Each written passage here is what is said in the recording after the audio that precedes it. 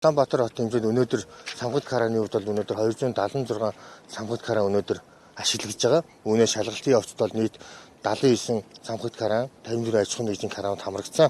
Ер нь шалгалтын өрөөнд бид шалгалтыг явуулсан өөрсдөө техникийн аюулгүй байдал, удаан зогсон техникийн ашиглалтын шаардлага хангахгүй байгаа караанууд дээр бол улсын байцаагчийн үүрэг даалгавар албан шаардлага дүгнэлтүүд гаргаж өгсөн. Энэ шалгалтын өрөөнд өнөөдрийн байдлаар бол нийт удаан зогсон 3 техник карааны техникийн байдал бол албан шаардлага дүгнэлт гаргаад өнөөдөр 2 самбат карааныг бол буулгачаад одоо 3 дахь караа маань одоо удаан зогсны карааны техникийн байдлаар шалтгаалж барилгын хуулийн дагуу хамгаалтын горимж шилжүүлж буулгах албан шаардлага өгсөн ажиллаж байна. Ер нь жилдээ бол 2022 онд бол жилдээ бол 100 гаруй 110-аас 120 самбат караан бол шинээр бүртгүүлдэг.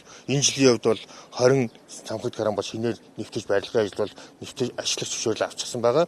Цаашд бол энэ шалгалтын хүрээнд бол нийслэлийн хэмжээнд ашиглагдж байгаа караануудын техникийн явц үзлэг байдал дүүдөө шалгалж. За ер нь бол гарч байгаа нийтлэг зөрчил тусгал бол тухайн караан дээр бол мэрэгжлийн орсод тохиолж ажиллахгүй байна.